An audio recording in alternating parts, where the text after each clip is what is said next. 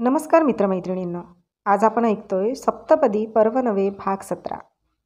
मागच्या भागात आपण पाहिले रिद्धी ट्रेकिंगवरून परत आली होती आणि आद्विक तिला त्याच्यासाठी काय आणले म्हणून विचारत होता. आणेल काहीतरी, पण तू काय आणणार आहेस मला उद्या, आद्विक विचारत होता. आद्विक आणि रिद्धीची अशीच मस्ती मजाक आणि गप्पा चालल्या होत्या. तिचं डोकं दुखायचं बंद झालं होतं. तेवढ्यात खालून जोरात आवाज आला. रिद्धी, कुठे आहेस? खाली ये लवकर, हर्ष रागानेच बोलत होता. आता बघूया पुढे.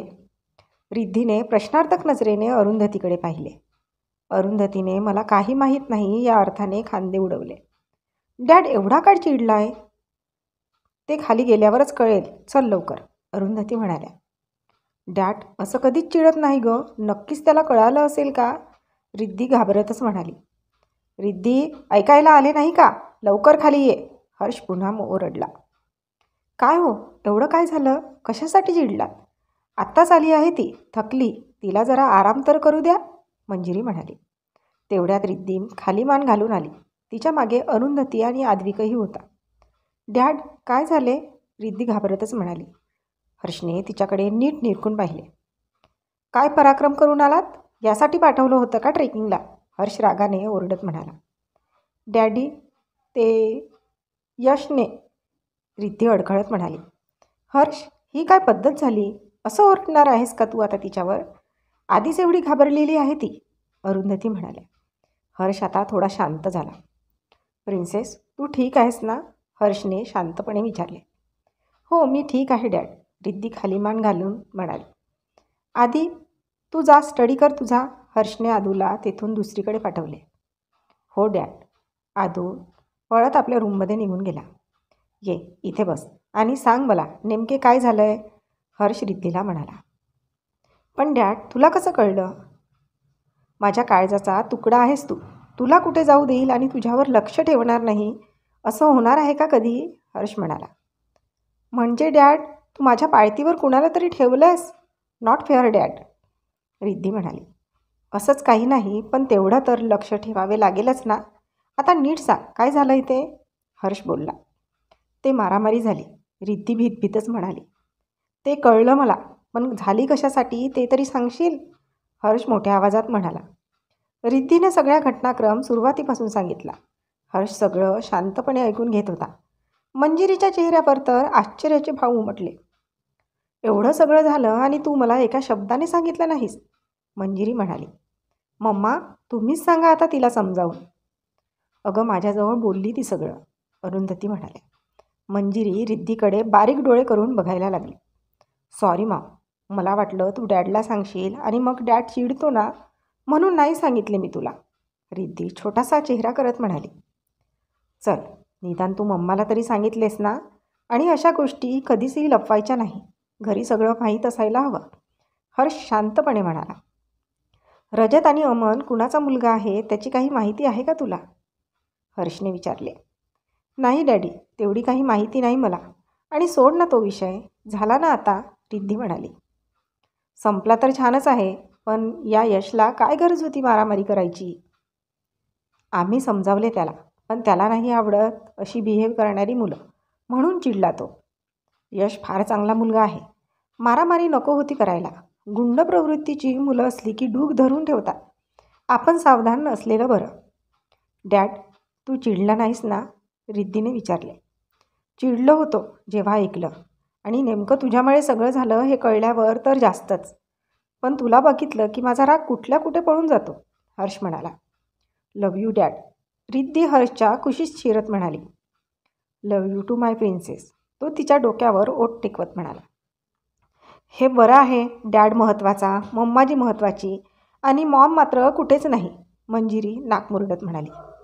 असं नाही ग mom, you are best mom in the world, पण मला वाटलं हे डॅडला कळायला नको. तू प्रत्येक गोष्ट शेअर करतेस ना पप्पाजवळ, म्हणून घाबरले मी, ती मंजिरीजवळ येत तिच्या कुशीत शिरत म्हणाली. तुझा डॅड काय आहे तुला अजून माहीत नाही, न सांगताही त्याला बऱ्याच गोष्टी समजतात, उगीच माझं नाव बदनाम आहे, मंजिरी हर्षकडे बघत बोलली. त्यानेही मंजिरीकडे बघून छानशी स्माईल केली. तुम्ही का बसला आहात? जा ना, फ्रेश व्हा, मी जेवायला घेते, मंजिरी हर्षला म्हणाली. जशी आपली आज्ञा राणी सरकार, हर्ष आपल्या रूममध्ये निघून गेला. चल मॉम, मी तुला मदत करते जेवण आणायला, रिद्धी म्हणाली. नको, असू दे, थकली आहेस ना तू, मंजिरी बोलली. गेला माझा सगळा थकवा, आता कसं हलकं हलकं वाटतंय मला, रिद्धी तिला मदत करत म्हणाली. हर्ष फ्रेश होऊन आला. आद्विक आणि अरुंधती हे आल्या. गप्पा मारत सगळेजण जेवण करत होते. रिद्धी तिच्या ट्रेकिंगबद्दल सांगत होती. चढताना कसं वाटलं, वरून व्ह्यू किती छान दिसतो, वगैरे वगैरे. दीदी, तू मला का नेले नाहीस? डॅड, मलाही जायचं आहे ट्रेकिंगला, आदू बोलला. अरे, छोट्या मुलांना अलाव नसते तिथे, मोठा झाला की जा हा तू, हर्ष त्याला समजावत म्हणाला. मोठाच तर आहे मी, हे बघ, आदू हात डोक्यावर करून म्हणाला. अरे, फक्त उंची वाढल्याने मोठं थोडीच होतं, त्यासाठी 12th पास करावं लागतं, हर्ष म्हणाला. 12th पास केल्याशिवाय मी ट्रेकिंगला नाही जाऊ शकणार, आद्विक हातवारे करून विचारत होता. नाही, आपण संडेला जाऊया हां फिरायला. कुठे जायचं, जंगल सफारीला की वॉटर पार्कला, हर्ष आद्विकला विचारत होता. झू बघायला जाऊया आपण, मला तिथला वाघ खूप आवडतो, आद्विक म्हणाला. ओके लिटिल चॅम्प, म्हणू संडेला जायची तयारी कर. तयारी काय करायची आहे त्यात, इथे तर आहे झू. तयारी म्हणजे सगळ्यांना तयार कर, वेळेवर कोणी नाही नको म्हणायला. 5 जण तर आहोत आपण, आणि त्यात आदू आणि मी तर तयारच आहोत, रिद्धी म्हणाली. मम्मा, हर्ष अरुंधतीकडे बघत म्हणाला. अरे, माझं काय काम आहे तुमच्यात, तुम्ही जा मज्जा करा. नाही मम्मा, तुम्हाला तर यावेच लागेल, मंजिरी बोलली. हर्ष आणि मंजिरी कधीही अरुंधतीला एकटे सोडत नसत, खास करून मंजिरी. कारण अरुंधती त्यांच्यासोबत असली तरी त्यांना कुठे ना कुठे एकटेपणा जाणवत असणार, हे माहीत होतं तिला. हर्षलाही मंजिरीचं म्हणणं पटत होतं. दोघं मिळून फार काळजी घ्यायची अरुंधतीची. सुखी कुटुंबाचं मॉडेल होतं इनामदार कुटुंब. ठीक आहे, येते मी, अरुंधती म्हणाल्या. येई, आता मज्जा येणार, आद्विक नाचतच म्हणाला. कितीही फरलं तरी याला कमीच आहे, मस्ती करायला मिळते ना, तेवढंच हवंय त्याला, अभ्यास करायला नको, मंजिरी म्हणाली.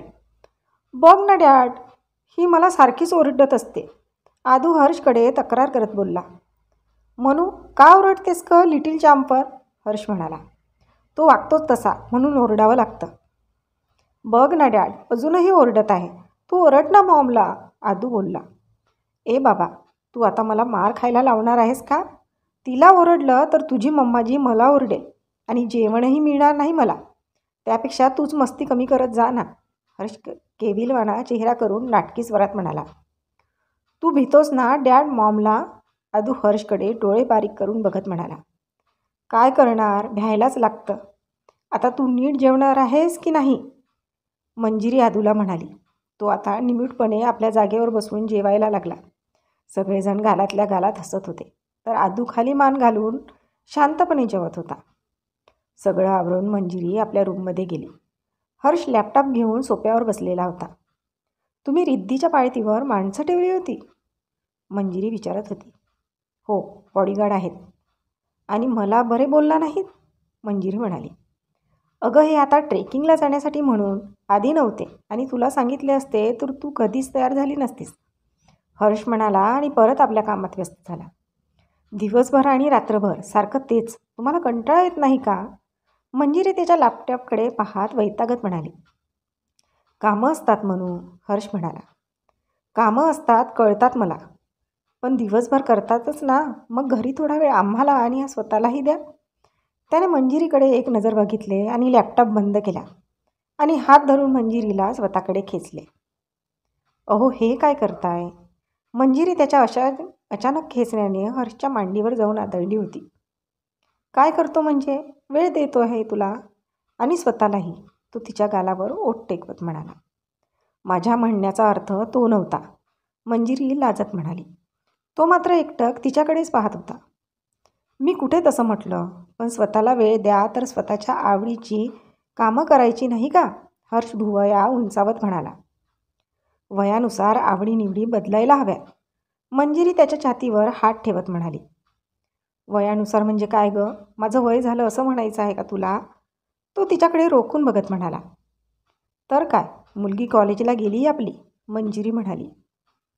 तुझ्या चेहऱ्याकडे पाहून अजिबात असं वाटत नाही, तेवढीच तरुण आणि सुंदर दिसतेच माझी म्हणून, आणि तुझ्या चेहऱ्याकडे बघून मी तरुण असल्याची मला जाणीव होते. हर्ष डोळ्यात आरपार बघत म्हणाला. तिने मात्र आपली नजर खाली झुकवली. इश्य, काहीही काय बोलताय? आणि ही तुझी लाजून नजर झुकवण्याची अदा तर उफ, काळीच काढून घेते माझं. हाय हाय, इसी अदा के तो हम दीवाने हैं, हर्ष म्हणाला. पुरे, तिचा चेहरा लाजून लाल झाला होता. पुरे, आता तर कुठे सुरुवात व्हायची आहे. म्हणू एवढी का लाजतेस ग तू, जशी काय नवी नवरी आहेस. तो आपले ओठ तिच्या ओठाजवळ नेत म्हणाला. मी काय मुद्दाम करते, ती त्याच्या ओठावर आपला हात ठेवत म्हणाली. हात का ठेवलास ओठांवर? तो तिचा हात आपल्या हाताने काढून घेत त्याच्यावर ओठ टेकवत म्हणाला. हर्ष, पाय दुखेल ना तुमचा. किती वेळ बसली मी तुमच्या मांडीवर, मंजिरी काळजीने म्हणाली. तुला मला का जाणीव करून देतेस माझं वय झाल्याची? नाही दुखणार माझा पाय, हर्ष म्हणाला. वयाची जाणीव नाही, पायाला लागलेलं ना काळजी घेतलेली बरी, ती त्याच्या मांडीवरून उठत म्हणाली. त्याने तिचा हात धरून तिला बाजूला बसवले. म्हणू, किती काळजी करशील सगळ्यांची. सगळ्यांची? तुम्ही आणि मी वेगळे नाही आहोत. तुमची काळजी म्हणजेच माझी स्वतःची काळजी असते, मंजिरी म्हणाली. हो माझी आई, आता आईसारखं बोलून झालं असेल तर जरा प्रेयसीसारखं वागशील, हर्ष तिची हनुवटी वर करत म्हणाला. तिने एक वेळ त्याच्याकडे बघून परत नजर झुकवली. आता ही प्रेयसी कुठून आली? मी तर बायको आहे तुमची, मंजिरी हसत म्हणाली. हसतेस काय? माझी बायको, प्रेयसी, सगळं सगळं तूच आहेस. मला असं तडपवण्यात मजा येते ना तुला, हर्ष तिच्या मानेवर आपला चेहरा घुसळत म्हणाला. तिनेही आपले हात त्याच्या पाठीवर नेले. हर्ष, आता काय झाले? तो वळून तिच्याकडे बघत नजरेने म्हणाला. काही नाही, ते आपलं लाईट सुरू आहे, मंजिरी अडखळत बोलली. मग काय फरक पडतो? हर्ष तिच्याकडे बघून विचारत होता. तिने नजरेनेच प्लीज म्हणून खुणावत होती. हर्षने लाईट बंद केले आणि मंजिरीच्या जवळ गेला. क्षणातच हर्षने आपले ओठ तिच्या ओठांवर टेकवले.